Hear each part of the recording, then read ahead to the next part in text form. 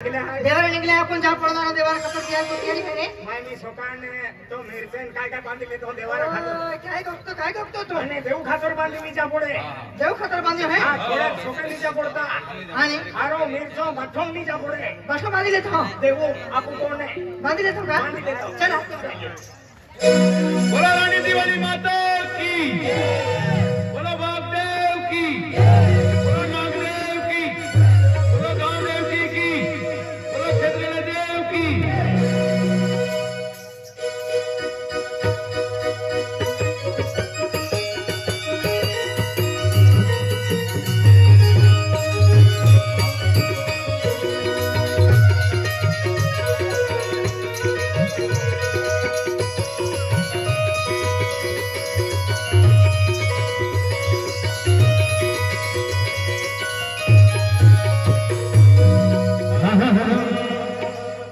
काबू डायर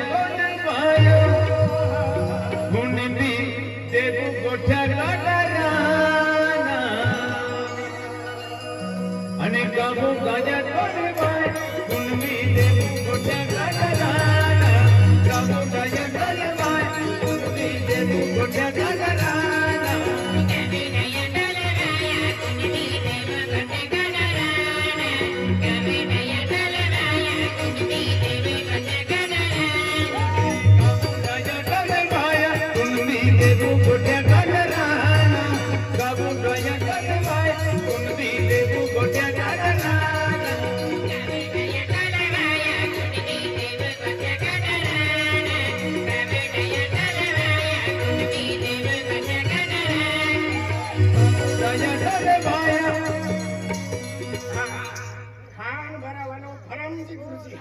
केडो गुरुजी खान भरा वालो फारमजी गुरुजी फारमजी गुरुजी 200 रुपये देता है हां 200 रुपये देता म्हणजे देवी देवता देवखारी में ये पूजलो विरे नहीं जाऊलो गुरुजी आपण आहे काही संस्कृती विरे नाही जाऊ बरोबर हां हे आपण प्रत्येक पूजन वाले आहे ताईला म्हणजे पूजा खातर विरे आम्हा बरोबर या वेरी दिया मेले जी आदमी पिढी दी हिकी आणि लाइन आगाडी ली जाला व्हेरी गुड है एक म्हणजे फारमजी गुरुजी आहे 200 रुपये देता हां 200 रुपये देता फारमजी गुरुजी तो मिस्त्री नातरी हां आयुष है और ओम दादो ओम है यश है शिव है कंसरी बाई है हा का तिया म्हणजे परिवार साथे म्हणजे 200 रुपया देता आणि जतू दादा परिवार म्हणजे यहामोगी माता भक्ति के है आणि कणी कंसरी माता भक्ति के है धरती माता पांडवी माता आगी पांडव पोली पांडव आज म्हणजे आज माताजी भक्ति के है आज सॉन्ग काढियो त्याल पसंद आहे 200 रुपया देता आगाडी पूजा केरा चला फरमची गुरुजी बिहारी याची दत्तू मामा मी राजू दादा मी आणि मित्र मंडळी बाठीली अन्य देबू गोठ्या गाडरा राणी दिवाली ले पूजराना देबू गोठ्या गाडरा राणी दिवाली ले पूजराना देबू गोठ्या गाडरा राणी दिवाली ले पूजराना देबू गोठ्या गाडरा राणी दिवाली ले पूजराना दिवाली ले पूजरा गावे देवी ले पूजराना दिवाली ले पूजरा गावे देवी ले पूजरा